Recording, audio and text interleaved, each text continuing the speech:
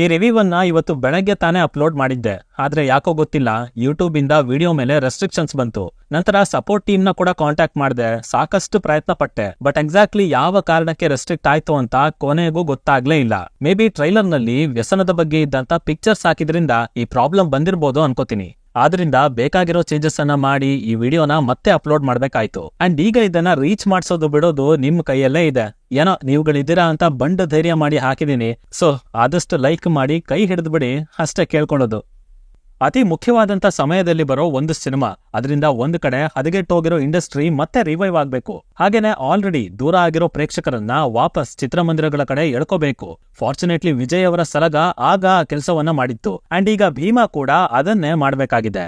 Of course ಸಮಯ ಸಂದರ್ಭ ಎರಡೂ ಬೇರೆ ಬೇರೆನೆ, ಬಟ್ ಅದರ ಅಗತ್ಯ ಮಾತ್ರ ಈಗ್ಲೂ ಅಷ್ಟೇ ಇದೆ. ಭೀಮಾ ಇದು ದುನಿಯಾ ವಿಜಯ್ ಅವರ ನಿರ್ದೇಶನದಲ್ಲಿ ಬರ್ತಾ ಇರುವಂತ ಚಿತ್ರ. ಇದೇ ಆಗಸ್ಟ್ 9ಕ್ಕೆ ಬಿಡುಗಡೆ ಆಗ್ತಾ ಇದೆ. ಫಸ್ಟ್ ಆಫ್ ಆಲ್ ನನಗೆ ಟ್ರೈಲರ್ ಬಗ್ಗೆ ಅಷ್ಟೊಂದು ಎಕ್ಸ್ಪೆಕ್ಟೇಷನ್ಸ್ ಅಂತ ಇರಲಿಲ್ಲ. ಇನ್ಫ್ಯಾಕ್ಟ್ ಈ ಸಾರಿನೂ ಟ್ರೈಲರ್ ಬಿಡ್ದೇನೆ ಡಿಫ್ರೆಂಟ್ ಆಗಿ ಒಂದಷ್ಟು ಪ್ರಮೋಷನ್ಸ್ ಮತ್ತೆ ಇಂಟರ್ವ್ಯೂಸ್ ಇಂದಾನೆ ಹೈಪ್ ಕ್ರಿಯೇಟ್ ಮಾಡಿ ಸಿನಿಮಾ ರಿಲೀಸ್ ಮಾಡ್ತಾರೆ ಅಂತ ಅನ್ಕೊಂಡಿದ್ದೆ. ಆದ್ರೆ ಆಶ್ಚರ್ಯ ಅನ್ನೋ ಹಾಗೆ ಟ್ರೈಲರ್ ಬರ್ತಾ ಇದೆ ಅಂತ ಅನೌನ್ಸ್ ಮಾಡಿ ಅಂಡ್ ಫೈನಲಿ ಈಗ ಅದನ್ನ ರಿಲೀಸ್ ಕೂಡ ಮಾಡಿದ್ದಾರೆ. ಓವರ್ ಆಲ್ ಇಲ್ಲಿನ ಎಡಿಟಿಂಗ್ ಇಷ್ಟ ಆಯ್ತು. ಫಾಸ್ಟ್ ಫೇಸ್ ಅಲ್ಲಿ ಬರುವಂತ ವಿಜುವಲ್ಸ್, ಅದಕ್ಕಿರೋ ಟ್ರಾನ್ಸಿಷನ್ಸ್ ಅಂಡ್ ಅವುಗಳಲ್ಲಿ ತಮ್ಮ ಕಥೆನ ತಾವು ಹೇಳ್ಬೇಕಿರೋ ವಿಷಯನ ಚೆನ್ನಾಗಿ ಬ್ಲೆಂಡ್ ಮಾಡಿದ್ದಾರೆ. ಹಾಗೇನೆ ಇದರ ಮ್ಯೂಸಿಕ್, ಟ್ರೈಲರ್ ಶುರು ಆಗಿದ ನೆಕ್ಸ್ಟ್ ಮೂಮೆಂಟ್ ಅಲ್ಲೇ ಬಂದಂತ ವೈಬ್ ಆ ಲಾಸ್ಟ್ ಮೂಮೆಂಟ್ ವರ್ಗೂ ಹಾಗೆ ಇತ್ತು. ಆಲ್ಸೋ ಮಧ್ಯೆ ಚರಣ್ ರಾಜ್ ಅವರ ವೇರಿಯೇಷನ್ಸ್ ಕೂಡ ಇಷ್ಟ ಆಯ್ತು. ಇನ್ನು ಡೈಲಾಗ್ಸ್ ಕಡೆ ಬಂದ್ರೆ ಅದನ್ನ ಈಗ ನೀವು ಕೇಳಿದಾಗ ಅರೆ ಸ್ಪೆಷಲ್ ಏನಿದೆ, ನಾರ್ಮಲೇ ಅಲ್ವಾ ಅಂತ ಅನ್ನಿಸ್ಬೋದು. ಬಟ್ ಆಕ್ಚುಲಿ ಸಿನಿಮಾದಲ್ಲಿ ಆ ಡೈಲಾಗ್ ಗಳ ಇಂಪ್ಯಾಕ್ಟ್ ಯಾವ ಲೆವೆಲ್ ಅಲ್ಲಿ ಇರುತ್ತೆ ಅಂತ ಸಲಗ ನೋಡಿರೋರ್ಗೆನೆ ಗೊತ್ತಿರುತ್ತೆ. ಸೊ ಹೆಚ್ಚೇನು ಹೇಳೋದ್ ಬೇಕಾಗಿಲ್ಲ.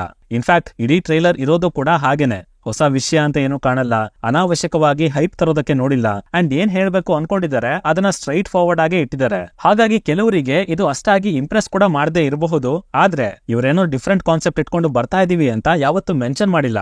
ಅಂಡ್ ಸಿನಿಮಾ ಸ್ಟಾರ್ಟ್ ಆದಾಗಿಂದನೂ ಇದರ ಟೆಂಪ್ಲೇಟ್ ಹೇಗಿರುತ್ತೆ ಅಂತ ಹೇಳ್ತಾನೆ ಬಂದಿದ್ದಾರೆ. ಮೆಸೇಜ್ ಇಡಬೇಕು, ಮಜಾ ಕೊಡ್ಬೇಕು ಅಷ್ಟೇ. ಸೊ ನಾವು ಪರ್ಸನಲಿ ನಾನು ಇಲ್ಲಿರೋ ವಿಷಯಗಳನ್ನ ಸಿನಿಮಾದಲ್ಲಿ ಹೇಗ್ ತೋರಿಸಿರ್ತಾರೆ, ಯಾವ ತರ ಟ್ರೀಟ್ ಮಾಡಿರ್ತಾರೆ ಅಂತ ನೋಡೋದಕ್ಕೆ ಕಾಯ್ತಾ ಇದ್ದೀನಿ. ಅಂಡ್ ಇದು ಟ್ರೀಟ್ಮೆಂಟ್ ಬೇಸ್ಡ್ ಸಿನಿಮಾ, ಸೇಮ್ ಸಲಗ ತರ.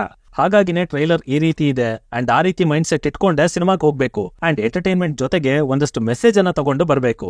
ಇನ್ಫ್ಯಾಕ್ಟ್ ದುನಿಯಾ ವಿಜಯ್ ಅವರ ಇಂಟೆನ್ಷನ್ಸ್ ಕೂಡ ಅದೇನೆ. ಇನ್ನು ರೌಡಿಸಂ ಮತ್ತೆ ಗ್ಯಾಂಗ್ ವಾರ್ ಅನ್ನೋದನ್ನ ಬೇಸ್ ಲೈನ್ ಆಗಿ ಇಟ್ಕೊಂಡು pure actions and commercial element ಗಳ ಮೂಲಕ ಯುವ ಪೀಳಿಗೆಯಲ್ಲಿ ಹಬ್ಬಿರೋ ಮಾದಕ ವಸ್ತುಗಳ ಚಟ ಮತ್ತದ್ರಿಂದ ಆಗ್ತಾ ಇರುವಂತ ಕೆಟ್ಟ ಪರಿಣಾಮಗಳ ಮೇಲೆ ಈ ಸಿನಿಮಾ ನಿಂತಿದೆ. ಎಸ್ಪೆಷಲಿ ವಿಜಯ್ ಅವರೇ ಸ್ವತಃ ಕೆಲವೊಂದು ಘಟನೆಗಳನ್ನ ನೋಡಿ ಹೀಗೆಲ್ಲ ಆಗ್ತಾ ಇದೆಯಾ ಅಂತ ಶಾಕ್ ಆಗಿದ್ರಂತೆ. ಕೆಲವೊಂದನ್ನ ರೆಕಾರ್ಡ್ ಕೂಡ ಮಾಡಿದ್ರಂತೆ. ಸೊ ಆ ನಿಟ್ಟಿನಲ್ಲಿ ಗ್ರೌಂಡ್ ರಿಯಾಲಿಟಿನ ಅರ್ಥ ಮಾಡಿಕೊಂಡು ರಿಯಲ್ ಇವೆಂಟ್ ಗಳನ್ನ ಆಧಾರವಾಗಿಟ್ಕೊಂಡು ತಮ್ಮದೇ ಸ್ಟೈಲ್ ನಲ್ಲಿ ಹೇಳೋದಕ್ಕೆ ಹೊರಟಿದ್ದಾರೆ. ಇನ್ನು ಈ ಸಿನಿಮಾ ಕೂಡ ಸಲಗ ಟೆಂಪ್ಲೇಟ್ ನಲ್ಲೇ ಇರುತ್ತೆ. ಅಂಡ್ ಅಲ್ಲಿದ್ದ ರೀತಿನೇ ಕ್ಯಾರೆಕ್ಟರ್ಸ್, ಕ್ಯಾರೆಕ್ಟರೈಸೇಷನ್, ರಾ ಸಬ್ಸ್ಟೆನ್ಸ್, ಆ ಬೈಗುಳ ಭಾಷೆ ಎಲ್ಲವೂ ರಿಪೀಟ್ ಆಗತ್ತೆ. ಅಂಡ್ ಇಂಪಾರ್ಟೆಂಟ್ ಆಗಿ ಮನೆಯವರೆಲ್ಲ ತಿಳ್ಕೊಳ್ಳೇಬೇಕಾದಂತ ಸತ್ವ ಇಲ್ಲಿದ್ರೂ ಕೂಡ ಮನೆಯವರೆಲ್ಲ ಕೂತು ನೋಡೋವಂತ ಸಿನಿಮಾ ಇದಾಗಿರೋದಿಲ್ಲ.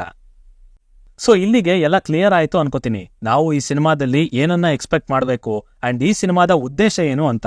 ಹಾಗೇನೆ ಪ್ಲಾಟ್ ಬಗ್ಗೆ ಒಂದಷ್ಟನ್ನ ಹೇಳಿದೀನಿ. ಬಟ್ ಇಲ್ಲಿ ಪಾತ್ರಗಳನ್ನ ನೋಡಿದಾಗ ಹಾಗೆ ಕೆಲವೊಂದು ಸಂದರ್ಭಗಳನ್ನ ಗಮನಿಸಿದಾಗ ಬ್ರೇಕ್ ಡೌನ್ ಮಾಡೋ ರೀತಿ ಇದ್ರು ಅದನ್ನ ಟಚ್ ಮಾಡಿ ಫೀಲ್ ಕೆಡ್ಸೋದಕ್ಕೆ ಹೋಗಿಲ್ಲ.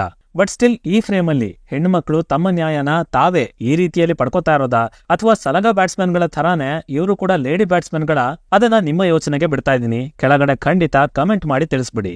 ಸೈನಿಂಗ್ ಆಫ್, ಲಿಖಿತ್.